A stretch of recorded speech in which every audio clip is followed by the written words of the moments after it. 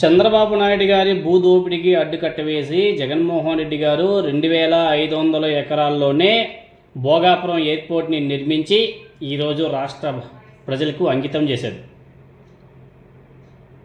ఈరోజు భోగాపురం ఎయిర్పోర్ట్ 2500 ఎకరాల్లో నిర్మించబడింది అంటే దానికి కారణం వైఎస్ జగన్మోహన్ రెడ్డి గారు.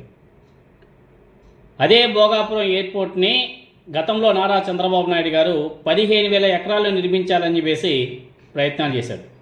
15,000 ఎకరాల అవసరం లేదు, ప్రజల దగ్గర నుంచి భూసేకరణ చేయాల్సిన అవసరం లేదు, 2,500 నుంచి 2,700 ఎకరాల్లోనే ఎయిర్పోర్ట్ నిర్మించి తీరుతాం అని చెప్పేసి జగన్మోహన్ రెడ్డి గారు దాన్ని చాలా సీరియస్గా తీసుకొని ఆ విధంగా అడుగులు ముందుకు వేసి జిఎంఆర్ సంస్థకు ఆ కాంట్రాక్టర్ అప్పగించి జిఎంఆర్ గారికి చెప్పి ఈ 2,500 నుంచి 2,700 ఎకరాల్లోనే మీరు అద్భుతమైన నిర్మాణాలని చేపట్టండి అని చెప్పేసి చెప్పి 2,500 ఎకరాల్లోనే భోగాపురం ఎయిర్పోర్ట్ని నిర్మించడం జరిగింది.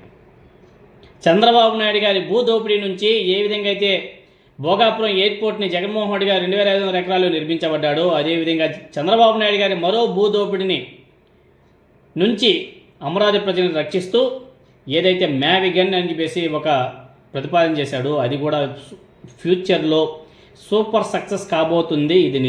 ఇది మాత్రం తథ్యం, దాంట్లో ఎటువంటి డౌటే. అదేవిధంగా నిన్న నారా చంద్రబాబు నాయుడు గారు, పవన్ కళ్యాణ్, అదేవిధంగా నారా లోకేష్ గారు ఏ విధంగా ప్రధానమంత్రి మోదీ గారికి భజన చేశారో మనం ప్రత్యేకంగా చెప్పుకోవాల్సిన అవసరం లేదు. భజన అంతా ఇంత కాదు, సాక్షాత్తు నారా చంద్రబాబు నాయుడు గారు ముఖ్యమంత్రి అనే హోదాను కూడా పక్కన పెట్టేస్తే ఆయన వ్యవహరించిన తీరు రాష్ట్ర ప్రజలనే కాదు మాజీ ఐపీఎస్ ఆఫీసర్లు కూడా చంద్రబాబు నాయుడు గారిని ఏకీపరుస్తున్నారు, ప్రశ్నిస్తున్నాడు. అదేవిధంగా మాజీ ఐపీఎస్ ఆఫీసర్ ఎం నాగేశ్వరరావు గారు కూడా ట్వీట్ చేశాడు. ఆయన ట్వీట్: ఒక రాష్ట్ర ముఖ్యమంత్రిగా ఉన్నటువంటి వ్యక్తి చంద్రబాబు నాయుడు గారు ప్రధానమంత్రి పర్యటనకు ఈవెంట్ మేనేజర్గా మారి ముఖ్యమంత్రి పదవి యొక్క స్థాయిని దిగజార్చడం, పైగా దాన్ని గర్వంగా ప్రచారం చేసుకోవడమా, ఇది ఎంతవరకు సమంజసం? అదేవిధంగా అతను గతంలో ఒడిశాలో జానకి వల్లభ పట్నాయక్, అదేవిధంగా బిజు పట్నాయక్, హేమానంద బిస్వాల్, గిరిధర్ గమాంగో, నవీన్ పట్నాయక్ లాంటి 5 ముఖ్యమంత్రుల హయాంలో పనిచేశాను.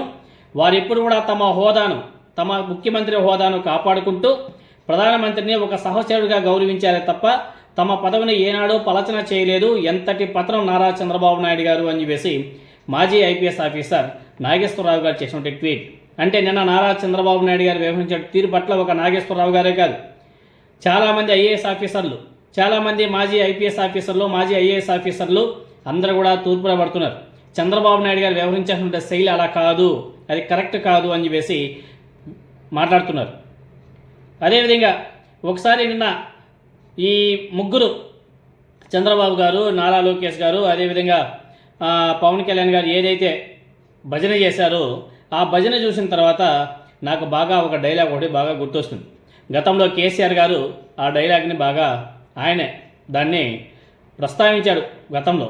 ఇప్పుడు ఆ డైలాగ్ ఇప్పుడు బాగా బీభత్సంగా వాడుకలోకి కూడా వచ్చేసింది నిన్నటి ఆ భజన చూసిన తర్వాత. చాలా చాలా బాధేసింది నిజంగా. ఆ భజన చూసి నిజంగా చాలా బాధేసింది. ఒక ప్రైమ్ మినిస్టర్ ఒక ఏపీకి వచ్చేప్పుడు ఇంకా ఏమైనా సరే ప్రతిపాదన, రాష్ట్ర అభివృద్ధికి ఏమైనా సరే ప్రతిపాదనలు చూపించాల్సింది పోయి సెల్ఫ్ డబ్బాలు కొట్టుకోవడం జరిగింది. అదే చెప్పాం కదా, కేసీఆర్ గారు ఒక డైలాగ్ గుర్తొస్తుంది అనేసి, స్వడబ్బా, పరడబ్బా, పరస్పర డబ్బా కొట్టుకోవడం అక్కడ అదే జరిగింది. అది తప్ప కనీసం ఎయిర్పోర్ట్ కట్టినటువంటి జిఎంఆర్ చైర్మన్ గ్రంథి మల్లికార్జునరావు గారి చేత వేదిక మీద 4 మాటలు కూడా మాట్లాడించడానికి కూడా కుదరలేదంటే ఈ కూటమి ప్రభుత్వానికి ఎంత గత్యంతరం పట్టిందో మనందరం కూడా అర్థం చేసుకోవచ్చు. కొబ్బరికాయ కొట్టా, గుమ్మడికాయ కొట్టా అని చెప్పేసి స్వడబ్బా వేసుకోవడం తప్ప ఏం చేశారు ఈ ముఖ్యమంత్రి చంద్రబాబు నాయుడు గారు అని చెప్పేసి ప్రతి ఒక్కరు కూడా ఖండిస్తున్నారు. అంత పెద్ద నిర్మాణం చేసినటువంటి జిఎంఆర్ సంస్థ ఓనర్ ద్వారా 4 మాటలు మాట్లాడించకపోయింది ఈ కూటమి ప్రభుత్వం అంటే ఎంత దుర్మార్గ ప్రభుత్వమో మనందరం అర్థం చేసుకోవచ్చు. ఇంకా మనం ఉప ముఖ్యమంత్రి పవన్ కళ్యాణ్ గారి గురించి ఇంకా చెప్పుకోదాల్సిన పనిలే. వేదిక మీద కన్నీళ్ళ డ్రామా తప్ప ఏం కనిపించట్లే. ఇక మిగిలిన నాయకులు వేదిక మీద ఉండి మోదీ గారి భజన తప్ప రాష్ట్రానికి ఉపయోగపడలే, ఏమన్నా సరే చేయించగలిగారంటే అది పెద్ద గుండుసున్నాయి. ఇంకా పవన్ కళ్యాణ్ గారు నాకు ఏడుపు వచ్చింది, ప్రధానమంత్రి గారిని పిల్లలంతా కూడా తిరుగుతుంటే నాకు బాధ వచ్చింది, నాకు ఏడుపు వచ్చింది, కళ్ళలో నీరు కారిపోయినాయని చెప్పేసి మాట్లాడతారు. మరి అదే నీట్ లీకేజ్ పేపర్లో 20 నుంచి 25 మంది స్టూడెంట్స్ సూసైడ్ చేసుకుంటే బాధ రాలేదా పవన్ కళ్యాణ్ గారికి? 20 నుంచి 25 మంది స్టూడెంట్స్ ప్రాణాలు కోల్పోయారు, ఆత్మహత్య చేసుకుని చనిపోయారు. మరి ఆ ఆత్మహత్యలు ఈయనకి బాధగా అనిపించలేదా? అప్పుడు కన్నీళ్ళు కారలేదా?